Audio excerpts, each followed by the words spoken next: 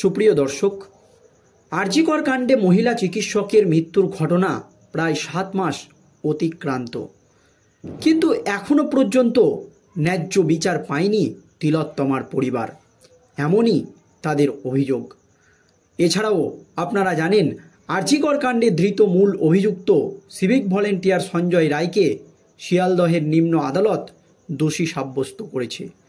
সাজাও ঘোষণা হয়ে গিয়েছে। সঞ্জয় রায়ের ফাঁসি নয়, কারণ এটা বিরলের মধ্যে বিরলতম ঘটনা নয় বলে পর্যবেক্ষণ শিয়ালদহ নিম্ন আদালতের বিচারপতি অনির্বাণ দাসের। তাই সঞ্জয়কে আমৃত্যু কারাদণ্ডের নির্দেশ দিয়েছে শিয়ালদহ আদালতের বিচারপতি। আর শিয়ালদহ আদালতের বিচারপতি এই পদক্ষেপ খুব বিচক্ষণতার সাথেই নিয়েছে বলে মত বিশেষজ্ঞদের। কারণ আরজিকর কাণ্ডে মূল মাথাদেরকে গ্রেপ্তার করতে হলে একমাত্র প্রত্যক্ষদর্শী হচ্ছে ধৃত সিভিক ভলেন্টিয়ার সঞ্জয় রায়। আর এই সঞ্জয় রায়কে ফাঁসিতে ঝুলিয়ে দিতে পারলেই সমস্ত তথ্য প্রমাণ লোপাট হয়ে যাবে। তাই কেউ সঞ্জয় রায়কে দ্রুত ফাঁসিতে ঝোলাতে চাইছে। দর্শক, কে ঝোলাতে চাইছে আপনারা ভালোভাবেই জানেন। রাজ্য সরকার সঞ্জয় রায়ের ফাঁসি চেয়ে কলকাতা হাইকোর্টের দ্বারস্থ হয়েছিল, কিন্তু রাজ্যের আবেদন খারিজ করে দিয়েছে কলকাতা হাইকোর্টের বিচারপতিরা। এই আবহে নির্যাতিতার মা এবং বাবা সিবিআইয়ের তদন্ত প্রক্রিয়া নিয়ে প্রশ্ন তুলে দিয়েছে। কারণ আরজিকরের মতো এই নৃশংস হত্যাকাণ্ডের ঘটনা কিছুতেই ধৃত সিভিক ভলেন্টিয়ার সঞ্জয় রায়ের একার পক্ষে ঘটানো সম্ভব নয়। এর পেছনে আরও বড় বড় মাথারা জড়িত রয়েছে, কিন্তু তারা ব্যাপক প্রভাবশালী। তাদের ওপর বড় মাথাদের হাত রয়েছে। সেই জন্য কেন্দ্রীয় তদন্তকারী সংস্থার সিবিআই আধিকারিকরা তাদেরকে গ্রেপ্তার করছে না, তাদেরকে জেরা করছে না। এই রকম কিন্তু একাধিক অভিযোগ তুলে দিয়েছে। আর এবার ন্যায্য বিচার পেতে আরজিকর কাণ্ডে সরাসরি প্রধানমন্ত্রী নরেন্দ্র মোদীর হস্তক্ষেপ। আর তাতেই গোটা রাজ্য রাজনীতিতে আবারও আরজিকর কাণ্ড নিয়ে একেবারে হইচই পড়ে গিয়েছে। ঠিক কি হয়েছে দর্শক দেখুন। গত বছরের আগস্ট মাসে কলকাতার আরজিকর মেডিকেল কলেজ হাসপাতালে তরুণী চিকিৎসকের সাথে ঘটে যাওয়া মর্মান্তিক খুন ধর্ষণের ঘটনায় উত্তাল হয়েছিল সারা বাংলা। মাঝে কেটে গিয়েছে 7 মাসের কিছু বেশি সময়। ইতিমধ্যেই এই আরজিকর কাণ্ডে সিভিক ভলেন্টিয়ার সঞ্জয় রায়কে দোষী সাব্যস্ত করে আমৃত্যু কারাদণ্ডের নির্দেশ দিয়েছে আদালত। কিন্তু এই রায়ে সন্তুষ্ট নন তিলোত্তমার পরিবার। শুরু থেকেই তারা দাবি করেছেন সিভিক ভলেন্টিয়ার সঞ্জয় রায় ছাড়াও আরজিকর কাণ্ডের সাথে জড়িত রয়েছে আরও অনেকেই। ওই সমস্ত অভিযুক্তদের আড়াল করা হচ্ছে বলেই দাবি করে এসেছে তিলোত্তমার পরিবার। ইতিমধ্যেই মেয়ের বিচার চেয়ে প্রধানমন্ত্রীর সঙ্গে দেখা করতে চেয়েছিলেন তিলোত্তমার বাবা মা। আবার সেই ইচ্ছা প্রকাশ করেই এদিন তিলোত্তমার বাবা মা বলেন, প্রয়োজনে আরও একবার মেল করব। প্রসঙ্গত, সম্প্রীতি দিল্লির সিবিআই দপ্তরে গিয়ে সিবিআই প্রধানের সঙ্গে দেখা করে এসেছিলেন তিলোত্তমার বাবা মা।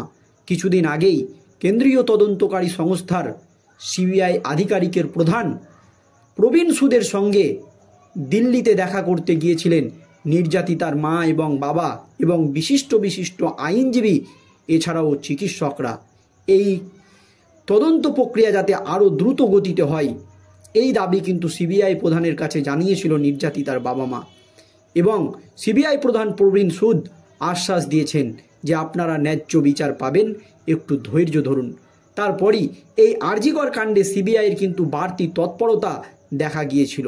আপনারা জানেন, 11 জন পুলিশ কর্মীকে ডেকে পাঠিয়েছিল কেন্দ্রীয় তদন্তকারী সংস্থার সিবিআই আধিকারিকরা। শুধু তাই নয়, সেই দিন তিলোত্তমাকে যে প্রথমবার দেখেছিল যে ডাক্তার, সেই ডাক্তারকেও তলব করেছিল কেন্দ্রীয় গোয়েন্দা সংস্থা। তবে সম্প্রতি দিল্লির দপ্তরে গিয়ে সিবিআই প্রধানের সঙ্গে দেখা করে এসেছেন তিলোত্তমার বাবা মা। আর সেই সময় রাষ্ট্রপতি দ্রৌপদী মুর্মু সঙ্গেও দেখা করার ইচ্ছা প্রকাশ করেছিলেন নির্যাতিতার মা এবং বাবা, কিন্তু রাষ্ট্রপতি দেখা করতে পারেনি।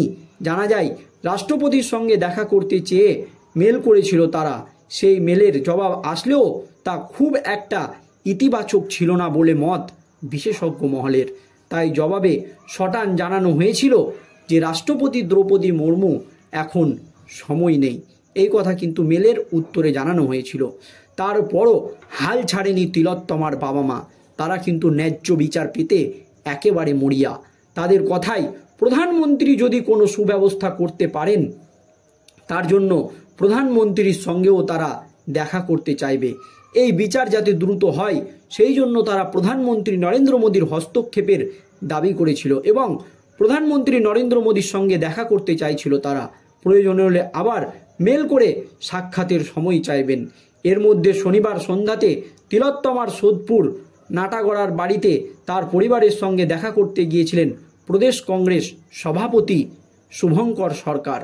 কংগ্রেস নেতা জানিয়েছেন, রাজ্য সরকার ও কেন্দ্রীয় সরকারের কাছে দাবি করছি শহীদ হিসাবে তিলোত্তমার নাম নথিভুক্ত করা হোক, কারণ কর্মরত অবস্থায় অত্যাচারের শিকার হয়ে তাকে মরতে হয়েছিল।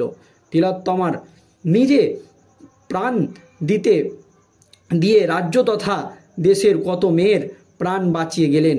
আমরাও তার পরিবারকে প্রতিবাদী সাহসী সম্মানের একটি স্মরণ দিয়েছি, এই দাবি কিন্তু করা হয়েছে। দর্শক, গত বছর আগস্ট মাসে আরজি কর মেডিকেল কলেজ হাসপাতালে তরুণী চিকিৎসকের সঙ্গে ঘটে যাওয়া যে মর্মান্তিক খুন ও ধর্ষণের ঘটনায় উত্তাল হয়েছিল সারা বাংলা, মাঝে কেটে গিয়েছে প্রায় 7 মাসের কিছু বেশি সময়। ইতিমধ্যেই আরজি কর কাণ্ডে সিভিক ভলেন্টিয়ার সঞ্জয় রায়কে দোষী সাব্যস্ত করে আমৃত্যু কারাদণ্ডের নির্দেশ দিয়েছিল আদালত। কিন্তু এই রায়ে সন্তুষ্ট নন তিলোত্তমার পরিবার। শুরু থেকেই তারা দাবি করে আসছিলেন যে সিভিক ভলেন্টিয়ার সঞ্জয় রায় ছাড়াও আরজি কর কাণ্ডের সাথে জড়িত রয়েছে আরও অনেকেই। ওই সমস্ত অভিযুক্তদের আড়াল করা হচ্ছে বলেই দাবি করে এসেছে তিলোত্তমার পরিবার।